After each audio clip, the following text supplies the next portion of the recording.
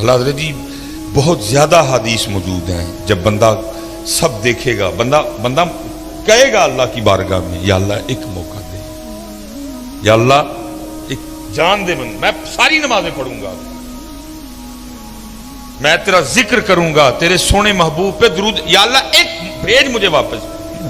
اب تو سب کچھ دیکھ چکے ہیں، بلکہ حضرت یہاں تک بھی حدیث پاک ملتی ہے کہ سارے جو مسلمان ہیں اور جو مسلمان ہی مریں گے وہ ہمیشہ جہنم میں نہیں رہیں گے، اپنی اپنی سزا بھگت کے وہ جنت میں، لکھا ہے جی صرف 2 رہ جائیں گے مسلمان، حدیث پاک کا مفہوم ہے۔ اللہ پاک فرمائیں گے کوئی وجہ دیکھو، بناؤ کوئی وجہ، ان کو بھی جنت میں بھیجو۔ فرشتے نامہ اعمال چیک کریں گے، لکھا ہے جی ان کے نامہ اعمال میں کوئی وجہ ہی نہیں ہوگی، کوئی۔ فرشتے عرض کریں گے یا اللہ سارا رجسٹر دیکھا ہے، کوئی وجہ نہیں ملی، کبھی انہوں نے کسی بھوکے کو کھانا نہیں کھلایا، کبھی کسی پیاسے کو پانی نہیں پلایا، کبھی کسی یتیم غریب فقیر کچھ ایسا ہے ہی نہیں نامہ اعمال میں۔ اللہ فرمائیں گے دونوں کو لے کے آؤ۔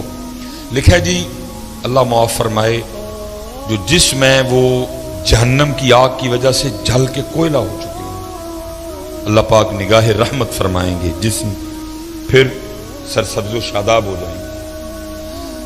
جب وہ دونوں بندے اللہ کی بارگاہ میں آئیں گے نا تو اللہ پھر دونوں کو حکم دیں گے کہ جہنم میں واپس چھلانگ لگاؤ۔ لکھا جی ایک تو نہ آؤ دیکھے گا نہ تاؤ دیکھے گا، وہ واپس جہنم میں چھلانگ۔ دوسرا کیا کرے گا، وہ تھوڑا سا چلے گا اور پھر رک کے نہ واپس دیکھے گا، پھر چلے گا پھر رک کے واپس جہنم میں چھلانگ نہیں لگائے گا۔ اللہ پاک فرمائیں گے کہ یہ جس نے جہنم میں چھلانگ لگائی اس کو بھی لے کے آؤ، جس نے یہ نہیں نہ لگائی اس کو بھی لے کے آؤ۔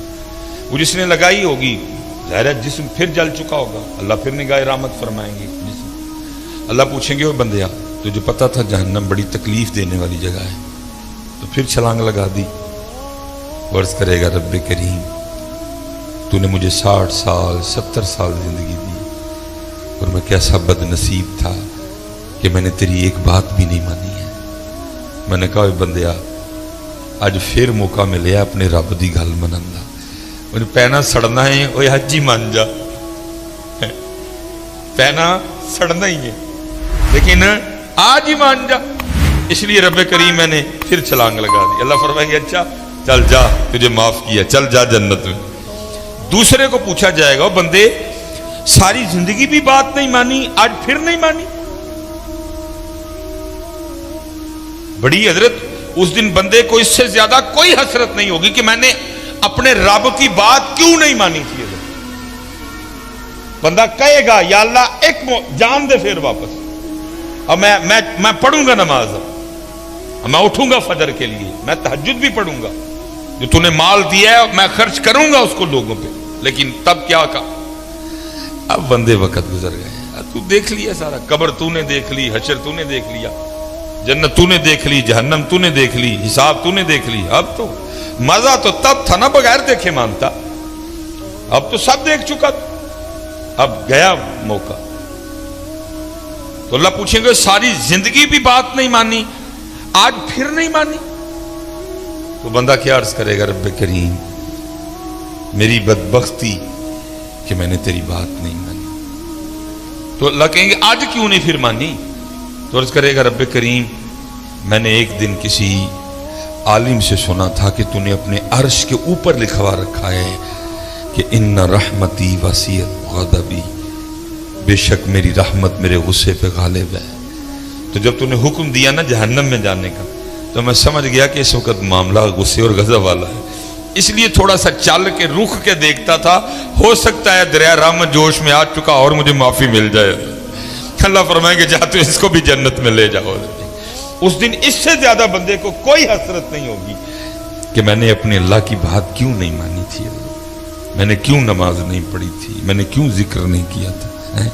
اس لیے حضرت میری سب سے گزارش ہے کہ وقت ہے میاں کر لو حضرت، کر لو آج اپنے معاملے پورے.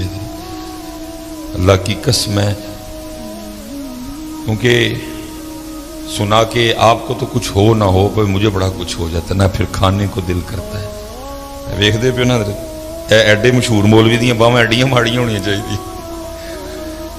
آپ تو پھر مجھ پہ طاری ہو جاتا ہے حضرت، کھانے کو دل نہیں کرتا. جب کچھ سنا لوں نا پھر خود پہ طاری ہو جاتا ہے، نہ کھانے کو دل کرتا ہے نہ پینے کو. اتنا خوفناک معاملہ ہے وہ قبر کی تنہائی. میں اس دن ایک بڑا پیار والا بچہ ہے تو اس کے والد انتقال کر، میں اس کی دل جوئی کے لیے گیا تو وہ قبر میں نا کیڑے بڑے تھے، اس نے وہ مارنے شروع کر. میں نے اس کو کہا، میں نے کہا پترا نہ مار، رب دی مخلوق ہے. لیکن وہ باپ کی محبت تھی وہ، تو اس کو تو میں نے نہیں کہا، لیکن میں نے کہا پھر مار لے، کنے کا ماریں گا. تنہائی، اندھیرا، کیڑے، کیا کیا کوئی ہے کسی کو فکر؟ کوئی ہے توجہ وغیرہ؟ کوئی ہے دھیان کسی کو؟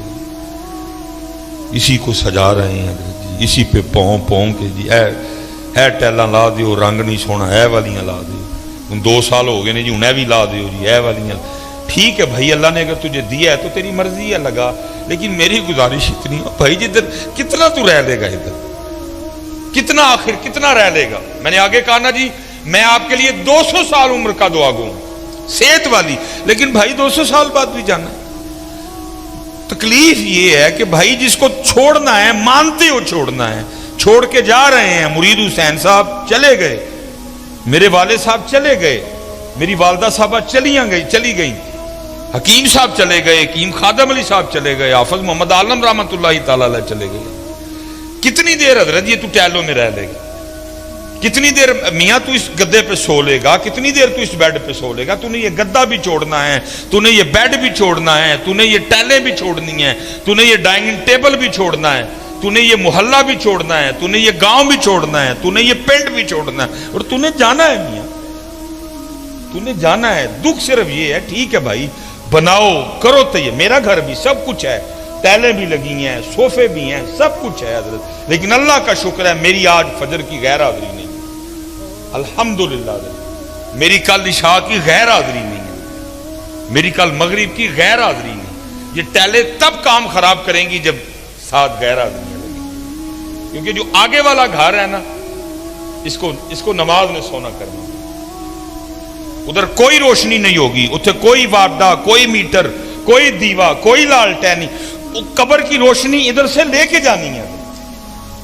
ادھر قبر میں کوئی مولٹی فوم والوں نے اپنی فرنچائز نہیں کھولی ہوئی. قبر کے گدے ادھر سے لے کے جانے ہیں. ادھر جی ہائر والوں کی کوئی دکان نہیں، ادھر گری والوں کی کوئی دکان نہیں. اتھے دا اے سی ایتھو لے کے جانا ہے. اتھے سے نہیں ملے گا کچھ بھی. ادھر جو لے کے جانا ہے ادھر سے لے کے جانا ہے. آگ لے کے جانی ہے تو ادھر سے لے کے جانی ہے، اے سی لے کے جانا ہے تو ادھر سے لے کے جانا ہے. یہ فیصلہ آج آپ کے اور میرے ہاتھ میں ہے کہ اے سی لے کے جانا ہے کہ اگ لے کے جانا ہے، گدے لے کے جانے نے کہ کنڈے لے کے جانے نے. یہ فیصلہ تیرے اور میرے ہاتھ میں ہے، یہ اختیار تجھے دیا ہے.